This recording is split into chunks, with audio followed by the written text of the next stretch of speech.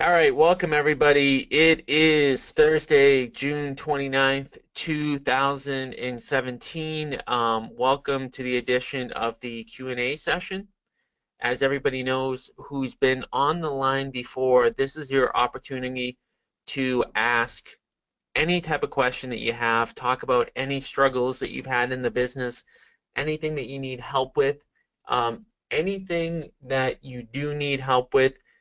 All that you have to do, quite literally, is type your question into the chat box and we will review it.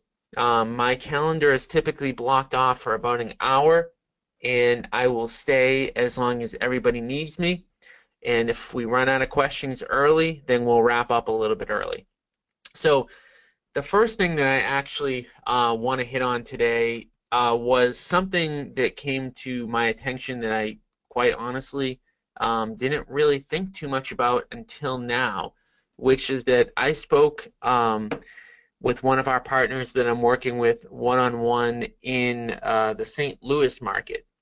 And I think Natalie is actually on the line right now, so I hope that she doesn't mind me bringing her up as an example. But so I had a one-on-one with Natalie yesterday, and what she had mentioned to me was that she had either invested in or started looking into another program that was centered around finding vacant homes and marketing directly to vacant homes.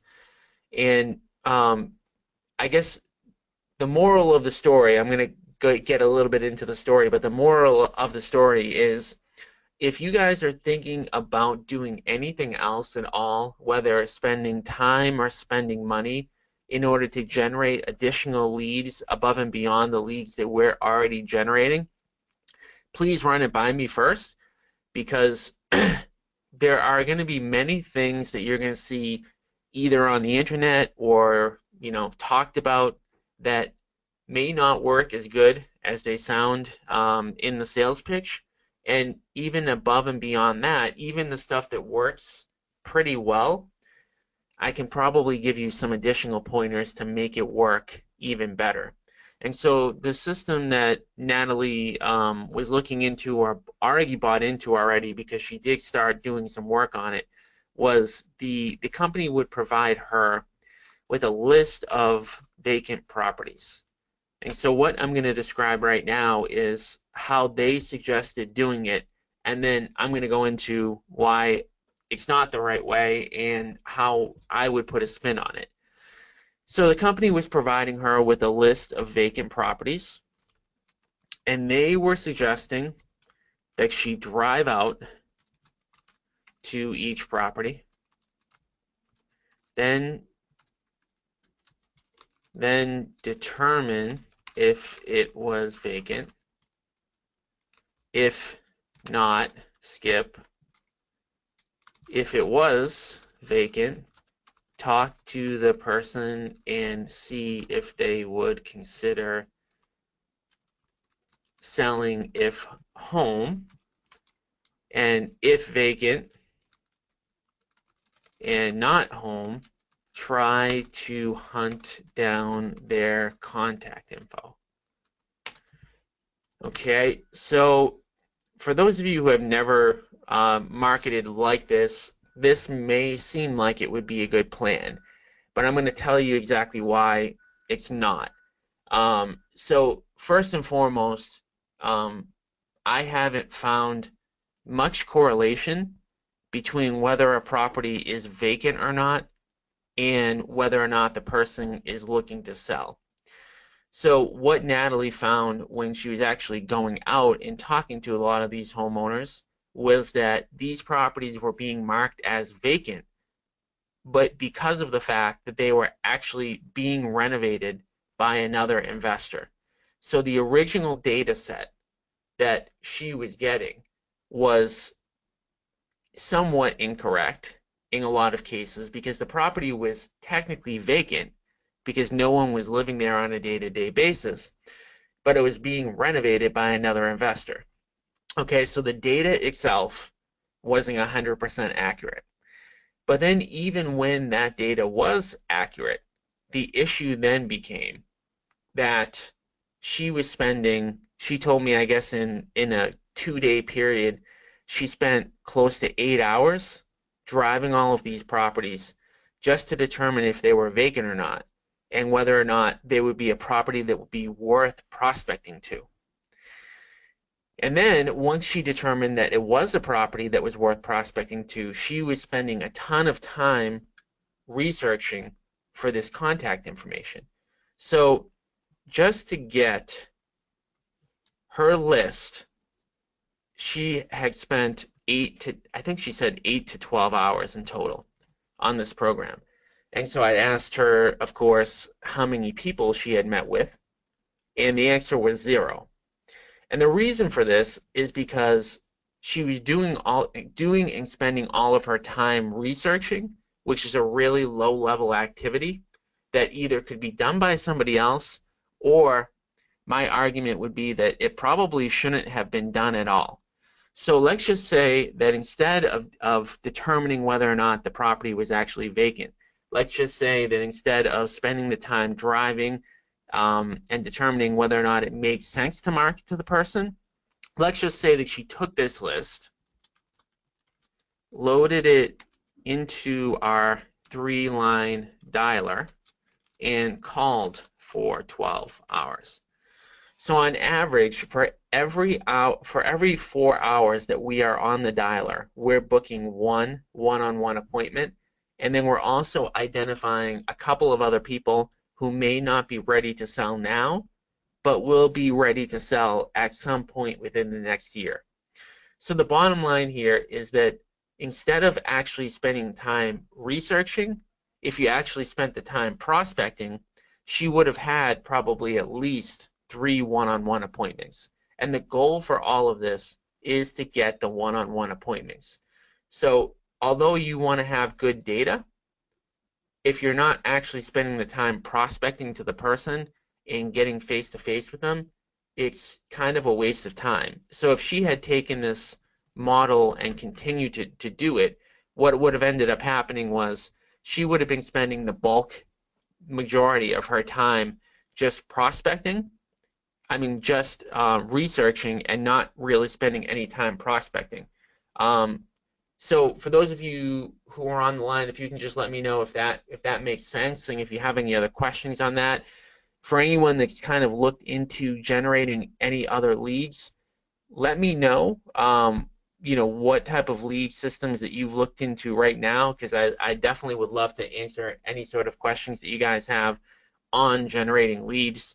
And definitely let me know moving forward what type of questions that you have before you end up doing anything, because I think it'll definitely be much more of a value add there. So if you guys can just type into the chat box, let me know if that makes sense and if there's any follow-up questions on that.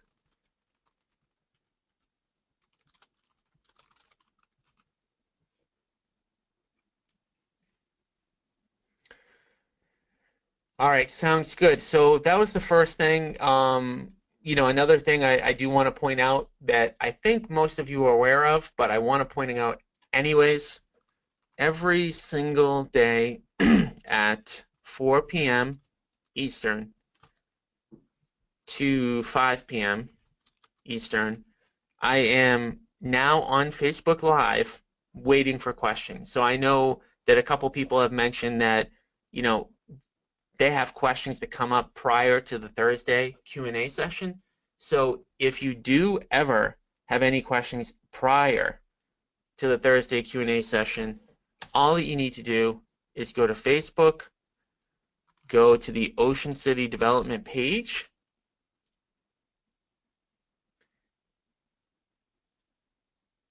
and this will just take a second to load, but what you're going to see every day at 4 o'clock is I'm going to be here talking, and I'm going to start it out every single time with a topic, but any questions that you have, all that you need to do while I'm live is quite literally just type them into the comment section, and then I'll see them live and I'll be able to answer them. So again, that's Monday through Friday, other than holidays. I won't be doing it 4th of July, I won't be doing it 3rd of July, but pretty much every other day, Monday through Friday, I will be available and I will be on. All right, so let's jump into the actual questions so far.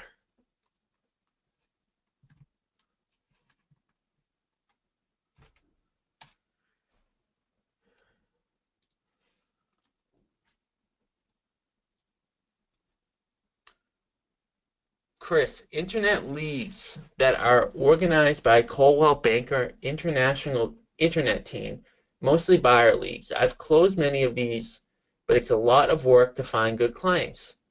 35% referral fee upon closing. Chris, I don't know if you had a question on that or if you're just kind of making a point, but yeah, buyer leagues are really, really tough in this market. Typically speaking, buyer leads are shared leads. So if you get a lead from Zillow or you get a lead from Trulia, and even in a lot of cases the Coldwell Banker leads, what ends up happening is a buyer will go on Zillow, they'll go on Trulia, and they'll fill out a form for a particular property. So let's just say, I'll give you an example of something that I have.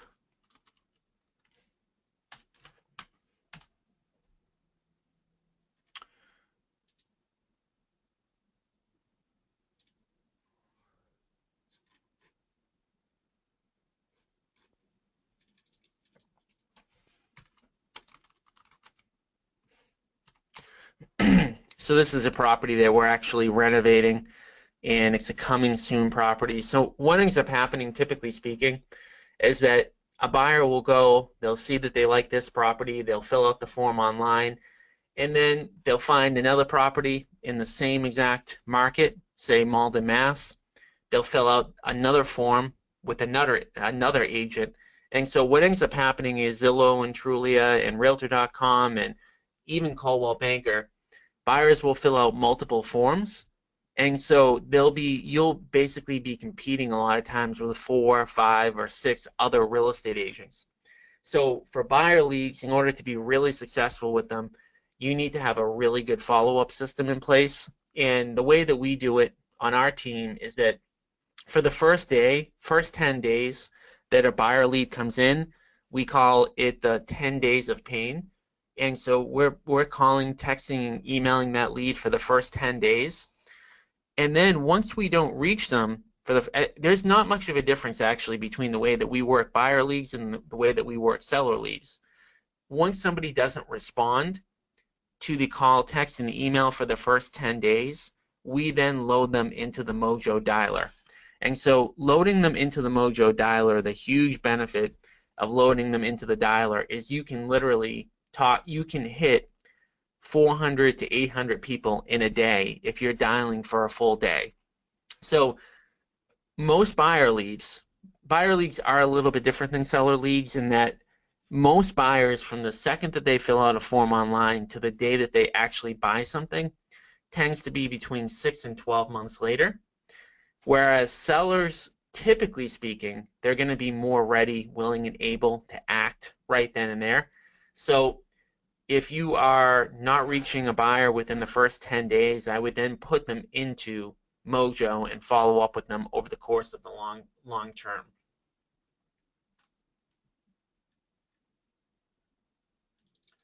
Yep, Mike, I am definitely going to have a webinar using Follow Up Boss best practices. So that will be coming for sure.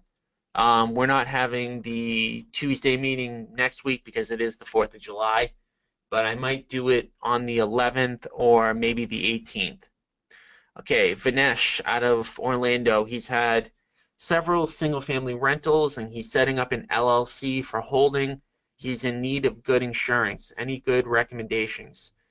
Yeah, I don't know that you wouldn't need anything outside. I'm not an insurance expert, but I don't think you'd need any type of homeowners insurance out of the ordinary. I mean, you may want to add a couple of additional riders in there, but that would definitely be a better question for an insurance agent than me. But I don't see why you'd need anything, really over the top for that, in addition to what a typical homeowner's policy covers, because anytime that you're getting insurance, you're really just looking at it, well, what is your risk of loss there? And with a property related to insurance, the biggest risk of loss there is something like a fire or a flood. We've had a couple fires. We've actually had two of our houses that burned down. And believe it or not, the way that if you're properly insured, that ends up being a profitable situation. So typically speaking, the replacement value ends up being greater than the fair market value. And in a lot of cases, not that you never want a fire to happen, but we actually made out pretty good on the two times that it happened, for us. Walter, in regards to tracking the multiple flip projects and closings, do you do a specialized software or is it all in Excel? So we've tried both, and I'm not a big fan of using any sort of specialized software because I feel like it becomes too difficult to use and then you don't use it. So the software that I use, I don't use a traditional Excel spreadsheet because of the fact that an Excel spreadsheet isn't actually stored anywhere. So we use a Google Sheet. And so I'm going to pull up really quickly, for those of you who are not familiar with a Google Sheet, what that looks like.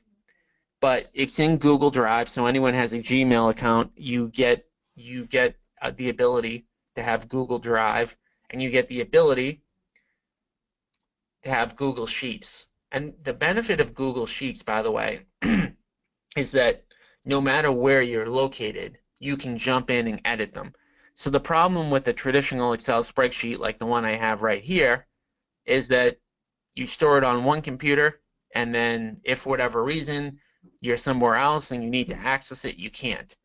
So especially with closing dates and things of that nature, you want to be able to access it from anywhere. The other cool thing about Google Drive is that you can also pull up all of the information on your phone. So you can have a Google Drive app on your phone and you can get access to it and also update it anywhere. All right. And Walter, you can definitely, Walter's actually an agent that works in the Boston area in my office. So Walter, if you want to follow up with me on any of that, just let me know. Cindy, what numbers do you use to determine if it's a good rental property? All her rentals are a 3.2. I'm looking at a 3.1 today. Not sure I want that in my portfolio. Yeah, so the way that I look at it is really simple. I look at whether or not I get 100 times the monthly rents. So what I do, let's just say that 3.1 that you have rents for $1,500 per month, and it's in rent ready condition. My max offer to cash flow would be $150. Let's assume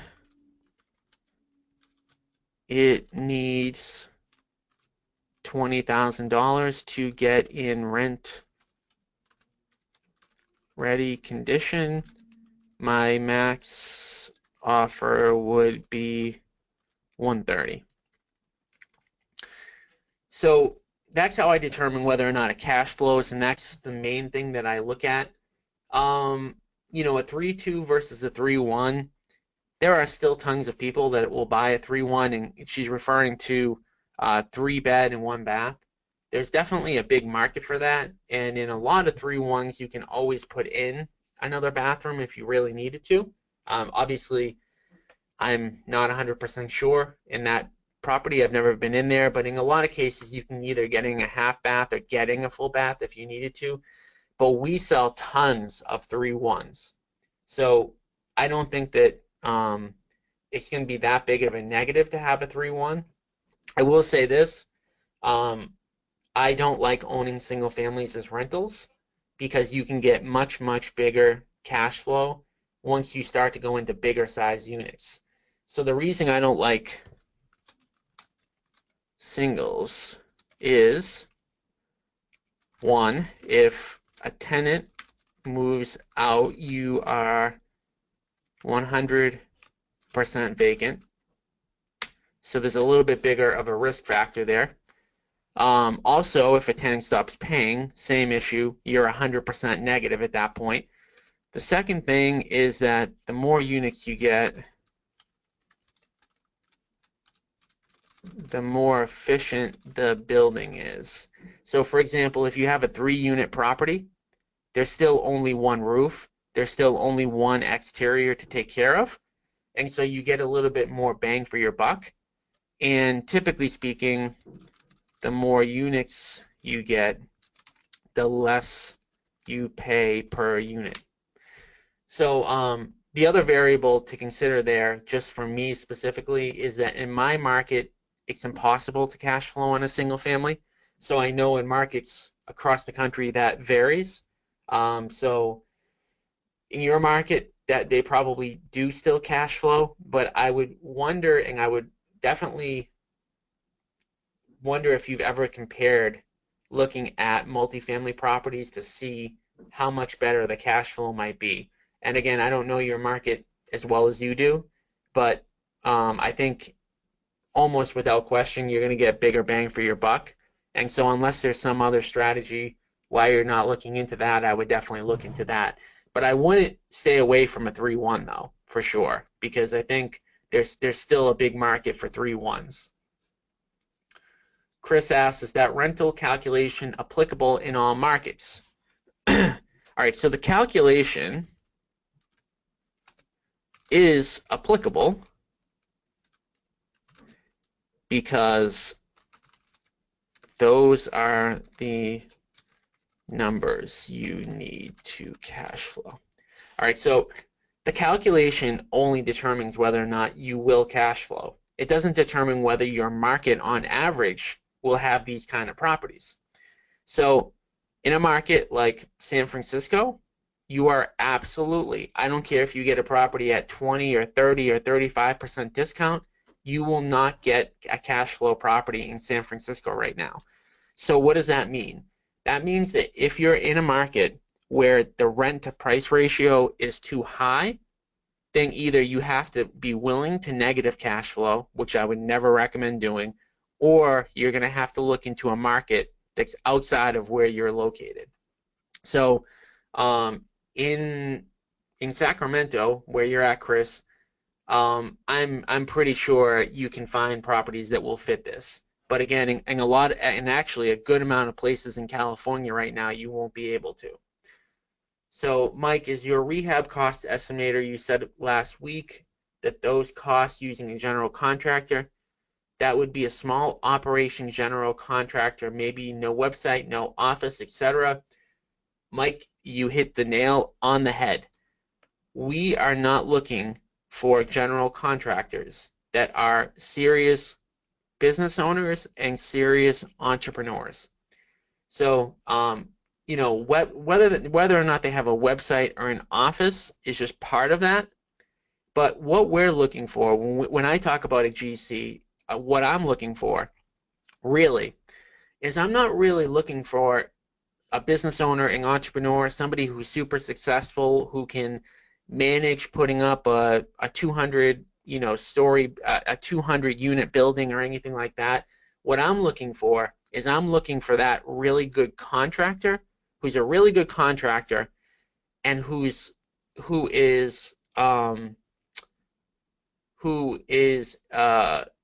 what's the right word? Responsible. I'm just looking for somebody who's responsible enough who can manage other people. Because the ideal GC for me is not somebody who lines up 30 workers and then walks away. My ideal GC is somebody who's actually doing the work on the project as well. So a couple of my really good GCs, as example, they're carpenters. So when they're GCing a job, they're literally working alongside an electrician, they're working alongside a plumber.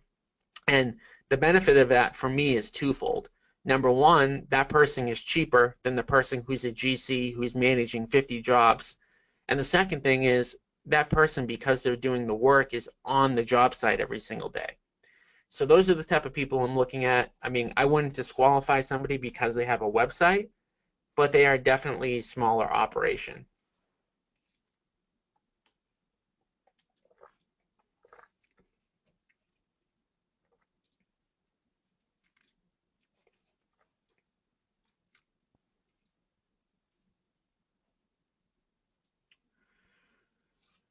All right, Mike asked a follow-up question. Where's the best place to find these GCs? Um, the so I don't know that there's necessarily one best place, but I'll tell you where we find them as a general overall sense. So in Boston, we are one of the bigger Home Depot buyers. So we get a bunch of people, like we have relationships with people at Home Depot, and we constantly ask them for people that are looking for work. And so we then will filter out those people, screen them, determining if they're the right fit. And typically speaking, we're raising up somebody who is a worker into a GC role. So we're looking for good electricians, good plumbers, good roof guys, good just good laborers, period. And then a lot of times we're raising those people up. So we get a bunch of them just from the relationships that we have at Home Depot. We also look on Craigslist, and Craigslist is a crapshoot. I mean, all the stuff is a crapshoot. When it comes to contractors, when it comes to finding labor, period, it's a little bit of a crapshoot. You need to give them a small job, see how they perform, and then give them more work, and not vice versa. You don't ever want to start out anybody that you have no relationship with a huge job. And that's why if you're doing your first renovation, you don't want to really do a gut renovation, because that's going to be a big job and there's going to be more of room margin for error. So I would always start off with like a paint and carpet job to start, and hire, one good painter, one good floor guy, and go from there and continue to, build up your crews. So that's how I would start. Craigslist, Home Depot, referrals from other people, Angie's List. But there's not going to be a way to say, okay, you go here and you're going to get this incredible contractor and it's a guarantee. It is a building process, so I would start out small and then go from there.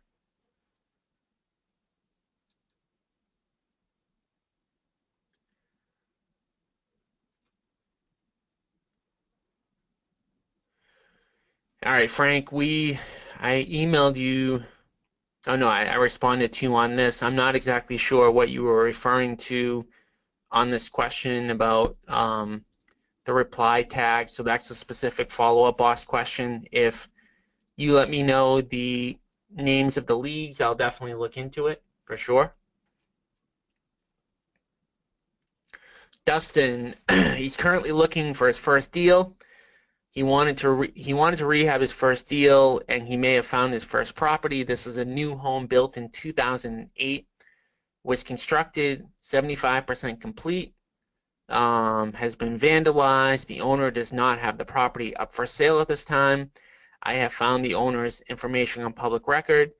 Does this sound like the deal is feasible? So this is the exact same thing that I was talking about in the very early stages of this context, which is that spending a lot of time to try to find a property that maybe somebody might be willing to sell is a really, really inefficient use of your time and a bad idea. Okay? So I don't know how much time, Dustin, you spent trying to find this particular property, but you've spent a lot of time. I can guarantee that. And you have no idea whether or not this person would ever be interested in selling. So just because a property is vacant, just because a property needs work, does not mean that that person is selling. There can be a lot of different things going on with this. It could be that this property is owned by a bank right now. It can be that this property was started by a contractor, and maybe they ran out of money and they can't finish it, but they've just disappeared. So typically speaking, you don't want to spend a lot of upfront time trying to find properties. Like driving for dollars is the wrong way to go. Instead of doing that, what I would have recommended doing is, if this is the neighborhood that he wants to buy in, I would have got cell phone records for every single person in this neighborhood and called every single person. Because let's just say that this only took him 4 hours, which I don't think that's all it took him. I think that he was driving around for hours and hours and hours trying to find this property. So let's just say that it only took 4 hours. In the 4 hours, instead of just trying to find beat up properties like this, you could have actually made enough calls to book an appointment. So I would go the reverse way. Do I think this deal is feasible? I think the deal is feasible if you can find the person and get a one-on-one appointment. Do I think you're going to be able to do that? I think it's going to be a lot harder than you think, and you're going to spend a ton of time, and then you don't even know if they're going to accept an offer. So I would go about it the reverse way, which is that, so Torin followed up on this one. Finding properties that are jacked up is easy. Yes, it's easy, and it's not a worthwhile use of your time. Even if you could pay somebody, minimum wage to do this, it still wouldn't be worth it, because you still have to find their contact information and contact them.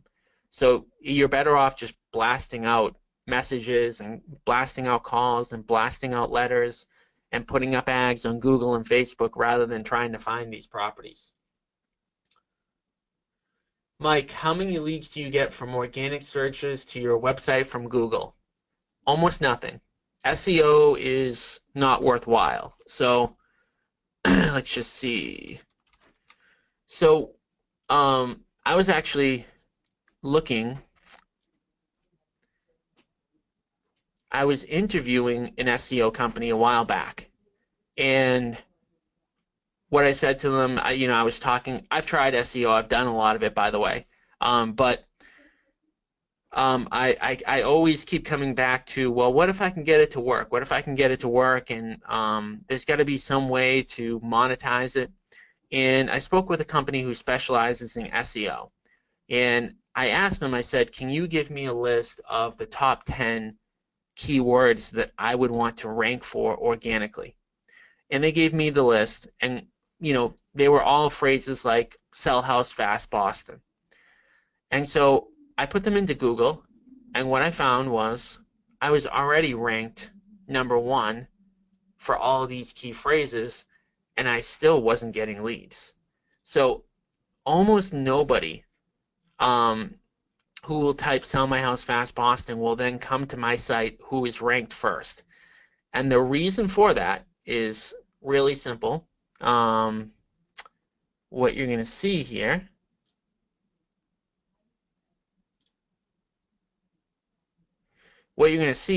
is that although I'm ranked first, because of how Google sells their advertising, this is a paid ad, this is a paid ad, this is a paid ad, this is a paid ad. So for someone to even get to me, they have to go more than halfway down the screen. So most of the time they're clicking on 1, 2, 3, or 4. And even within these 4, they're still usually clicking on the top one or maybe even the second one. So beyond the fact that you won't get a lot of leads with SEO, in addition to that, in addition to the fact that you're not going to get a lot of leads on SEO, it's going to take a lot of time. So for me to actually come up really high for SEO, it took me almost a year to get this top ranking, which then doesn't produce a lot of results. So it's a lot easier to just pay to be up here, and you'll actually get the leads tomorrow. The other negative about SEO is I could be #1 right now, and then all of a sudden Google could just decide to change their algorithm, and then all of a sudden, this one right here might end up being first. And I put all this hard work into it, and now I'm not even ranked #1 anymore.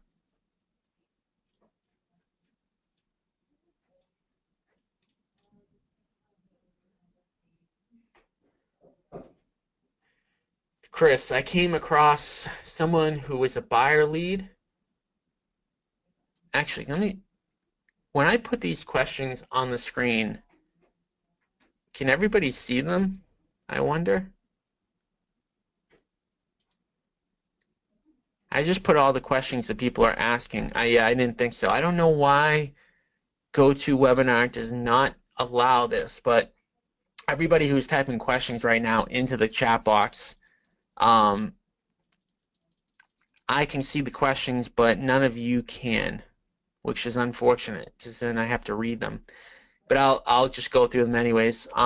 Chris came across someone who is a buyer lead, and she's looking to sell her home to an investor, and had already spoken to an investor and received a quote. I told her I'd like to see the property and potentially give her an offer. How would you handle a competitive situation like that? So the first thing is you want to say that when someone else has already gotten an offer from an investor and you're trying to get in the door, I would always say to them, get a second opinion because my offer might be higher. And not that you want to pay more than that other person, but you won't even get in the door if that seller believes that you're going to come in lower. So you need to definitely pitch the fact that your offer might be higher and you should definitely get a second opinion. And then I would try to book the appointment because you need to get face to face with the person no matter what. And so on a competitive situation, I would handle it the same way. To get in the door, I would tell them that maybe you can pay more, which I wouldn't normally say on a first call if I didn't know there was competition. But once you get in the door, everything would be exactly the same. So I would go in there, I would, consult with them, I'd compare an investor offer to what a retail offer is, and I would, try to see if they'll give you what the other offer was. Hopefully they'll give you some indication as to where the other person came in. Sometimes they will, sometimes they won't. And then I'd make your offer, and obviously if your offer's higher, then I would lock up that property. I would try to get the contract signed once you're with them on that appointment. And if your offer's a little bit lower than the other investor, I would then compare their offer to what it would sell for retail, and then try to help the seller make a determination whether or not it does make sense to sell retail or whether or not it makes more sense to list. And so you definitely want to get in the door either way because you want to get a shot at buying it, and if it's really more of a retail deal, then you want to get a shot at listing it. And so the big benefit there is if that other person is an investor but not an agent like you are, Chris, you may be able to get the listing if neither of you can come to an investor offer that works for that seller.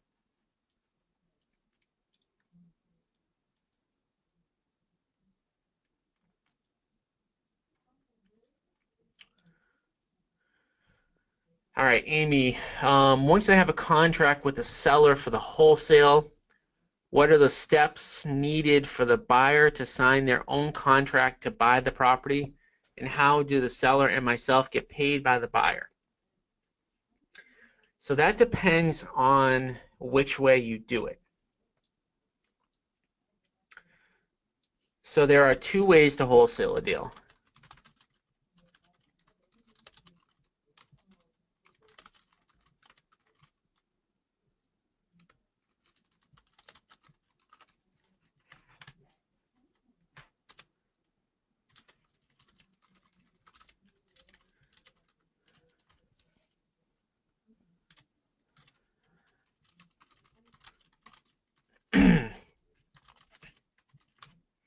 All right, so double closing on a deal where you have another buyer buying the contract from you is as simple as using transactional funding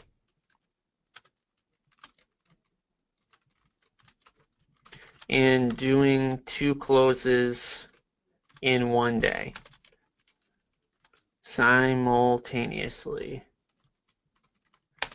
which means that in the same day you are literally going to be buying the property from the seller, and then you're going to be selling it to your end buyer, who's going to be the investor who's buying the property. And so literally you're going to do what you call a back-to-back closing. The closing is going to happen where you buy the property, and then the closing is going to happen where the investor buys the property from you. And so the seller is technically getting paid by you, but using the buyer's money. And so in order to do this, you have to have somebody that's actually willing to fund that deal. And there are a lot of transactional funders out there. It's a very, very low risk loan for anybody that's going to be doing it. So they're typically going to pay somewhere between 1 and 2% of the total purchase price. And that's how that would work. And then assigning a contract is when you have a contract with the seller and to buy the house. And in it, you put or assignee. So it would be Amy Green or assignee will buy the house. So that's what's in the contract with the seller. And then you're actually having a separate contract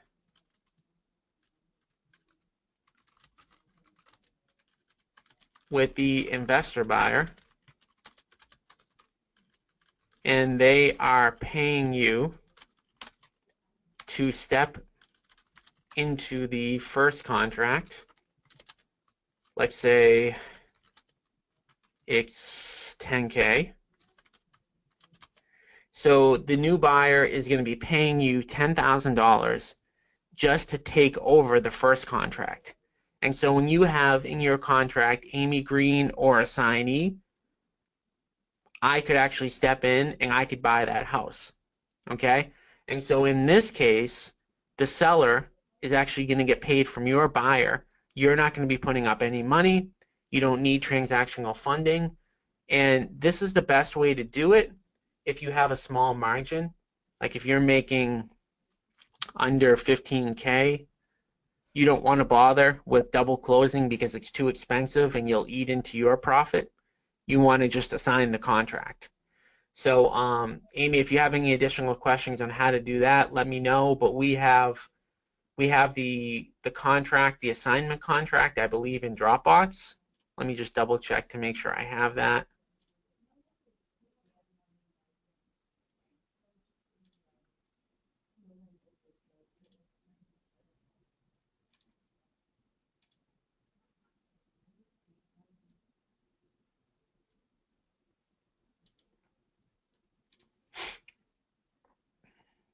Yeah, so we have the assignment contract that we use right here, and it's in a Word doc, so you can literally just fill in the blank. But this is a one-page document that you're going to use to then assign a deal to somebody else. And so, all that you would change is, obviously the name of my company is Ocean City Development. You're going to change that to your name. You're going to change the address to your address. This is the seller's name. This is the seller's address. This is the amount this is an actual deal we did. 162 Russell Street in Peabody. We assigned this to another investor. They paid us 20 grand, and that's it. It's a one-page document, and then they gave us $20,000, and they then took over. See if I can actually find this deal. So 162 Russell and Peabody.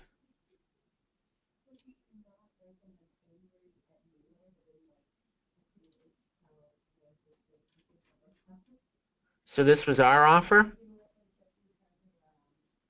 right, so we put in here 160 Russell Street to sell, Ocean City Development and or assigns.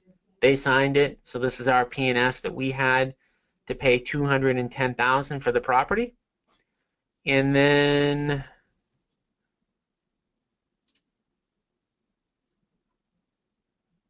this is what we netted. So I guess actually he paid us $22,000, and then we had to pay our attorney, we had to pay for a plot plan, and actually we had to pay an agent on that.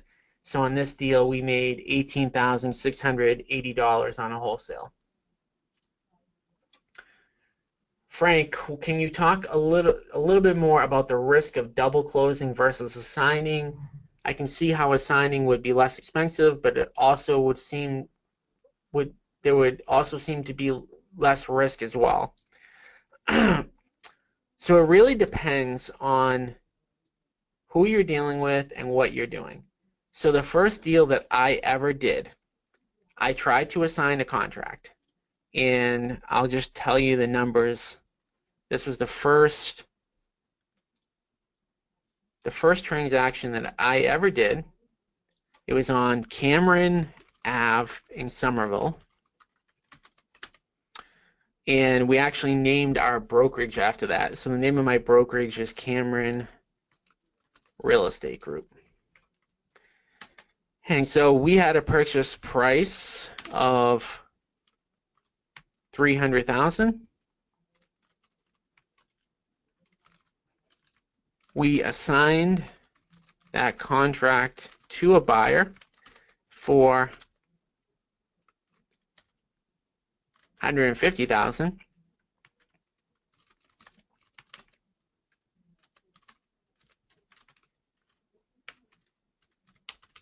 He was paying net $450,000. And so what ended up happening with this is a week before closing, this buyer came up with all of these things as to why the deal was bad. End of the day, he ended up saying the most I can pay is $415,000. And this was the first deal I ever did, keep in mind. And so because of that, I made the rookie mistake of believing what he was saying, that the deal wasn't as good as we had kind of represented to him, and we ended up only taking, not only, this was a great deal. We ended up making $115,000 on assignment because of the fact that he knew how much we were making. And so how that would change for me today is if I was going to assign a deal like this, and I knew it was a good deal, and I knew it was worth $450,000, and I had the cash to close on it, which I do today. The second that that person came to me and said it's not a great deal, I would have told them to walk, I would have given them their deposit back, and I would have moved on to somebody else. And in this case, this person would not have backed out. Again, because I knew what the value of the property is, I had the cash to potentially close, and I would have been able to take a stronger stance. So the risk of doing the assignment in general is that the person knows what you're making, right? So if the person knows what you're making, this type of negotiation can happen.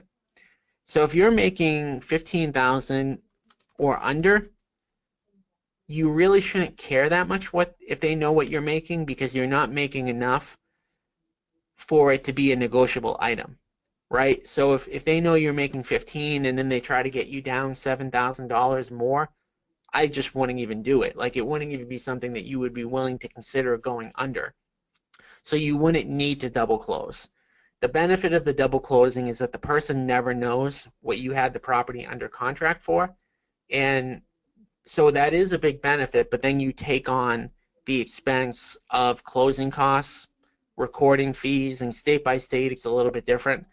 But in general, you're going to be adding $4,000 to $6,000 on to your expense. So let's say you only had a $7,000 margin. If you double close, you might only make $1,000 to $3,000. So in that case, you would never even consider double closing. Again, once you get over the $15,000 range, it's a matter of who your end buyer is. Now, people in the Boston market that I know, that I have a good relationship with already, will assign contracts to me for big money because they know I'm not going to play games and I'm not going to fool around. So again, it also depends on the relationship that you have with the person that's going to be buying the property.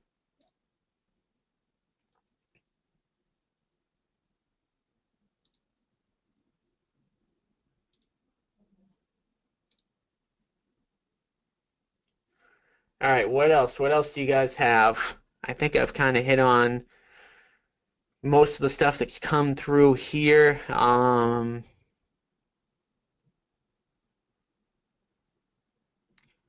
This question, I needed follow-up information, which I did not receive yet. Amy asked, this is an important question. When she reaches out to one of the leads, and they say they already have an offer on the table, but they're willing for me to make an offer as well, what is the best course of action without wasting a lot of time? In the very beginning stages, you really don't want to filter people. You can filter people, you can do it, but you'll lose some deals. And part of the beginning stages of getting leads and learning how to process leads is going through the process the same every single time. So in my office, in the Boston office, if somebody is willing to meet with us face to face, we meet with them every single time. And we don't qualify them and we don't ask a lot of questions, because what we've learned over the course of the last 10 years is that people are not always truthful on the phone. And so, you will a lot of times get some sort of inkling by having a conversation with them what their level of motivation is. But the problem with that is that you just never know. And it's quite frequent that somebody who ends up being a motivated seller that's willing to sell at a discount doesn't want to feel like they're going to get taken advantage of. So they might be really defensive on the phone. They may even say things like, you better not, lowball me, or you better not make me a ridiculously low offer. And then you get out there, and what they had in their head as a low offer is actually not the case. So, yeah, especially in the beginning, like Amy, you're still on your first round of marketing. I really would not screen out too many of them. All right, so if there's anything else, I will definitely stick around. We've gotten through the full list of questions that came through for this week. I'll be live again at 4 o'clock today. I'm actually going to be doing a strategy session with somebody who I've never met with before. I did one of these, like one right here. There was an hour long with a woman named Donna out of Kansas City. Never spoke to her before. She had wholesaled 2 deals, wanted to learn how to expedite and ramp up her business. So we just did a live Q&A session. If anyone's on the line that is interested in doing one of these live Q&A sessions on Facebook Live, I think they're pretty fun. I've done a few so far, so definitely interested in doing some more of them. Frank, do you have a source to get phone numbers for a list of 1,000+ addresses? I tried Cole, but they could only match about 10% two numbers. Yes. So my data provider, it's expensive. They charge us, I think they charge us about 15 cents a record, but they're the best records. They're much better than Cole. It's a company called LexisNexis, and they definitely are the best. Much better than Cole data. They're expensive, but they're the best. If you want me to get those for you, so if you contact LexisNexis yourself, they'll charge you somewhere between like 40 and 50 cents a record because you don't buy them in bulk. We have a really big bulk spend for phone numbers. So if you want to put those through me, let me know. I'll order them for you, and they'll definitely be able to get way more than 10%. I mean, they'll get more than half, definitely. Mike, in regards to screening out, what if they've only owned the home for less than 5 years? So the only screening that you can probably really do safely is mortgage balance screening. So if their mortgage balance is higher than what you can pay, then it pretty much, by default, unless it's a short sale, can't be an investment deal. But if they've owned it less than 5 years and they have equity, I actually just bought one maybe 2, 3 weeks ago. Person bought the property a year and a half ago. Yeah, it was a divorce situation. They paid $400,000 for it, and they're selling it to me for $300,000. So is it less likely that the person who just bought the house is likely to sell at a discount? Yes. But again, unless you're telling me like you're you're working 60 to 70 hours a week and you just need more of your time back, then I wouldn't screen them. But even if then I would screen them. But even if you're super super busy, then I'd probably try to find somebody else, a local real estate agent that you can have a relationship with, that you can work with, that can take some of those appointments, right? Because not meeting with that person, you're kind of just flushing money down the toilet, and there's a lot of different ways to make money, even if you can't fix and flip it, even if you can't wholesale it, you can potentially list it. And if you're not licensed, that's fine, but you can find a real estate agent that's going to be super excited about that type of lead, and you can work out an arrangement with them directly. What else? What else does everybody else have? Again, I'll be live again at 4 o'clock. If you missed something today, if you forgot to ask a question, um, and if not, we will be back here again next Thursday at 9 a.m. Eastern. Next Tuesday, there will be no specific marketing training because it will be the 4th of July. And I think actually, now that I'm thinking about it, I already did set a topic for the week after that. I already did set a topic for, let me see here. I think it's on bandit signs. Yeah, it's going to be on bandit signs. So let's see, Tuesday, July 11th, we're going to be doing a session on bandit signs for those of you who want to jump on and learn more about that. So I'm going to leave the question box open for another minute to see if I see anything else come in, and if not, I will see some of you again at 4 o'clock today.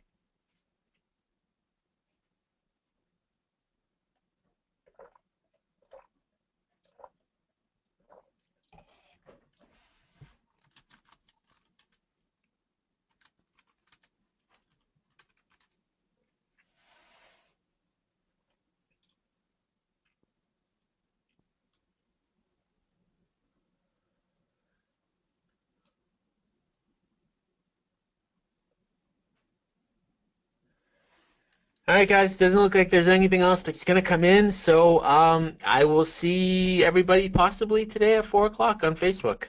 All right, thank you.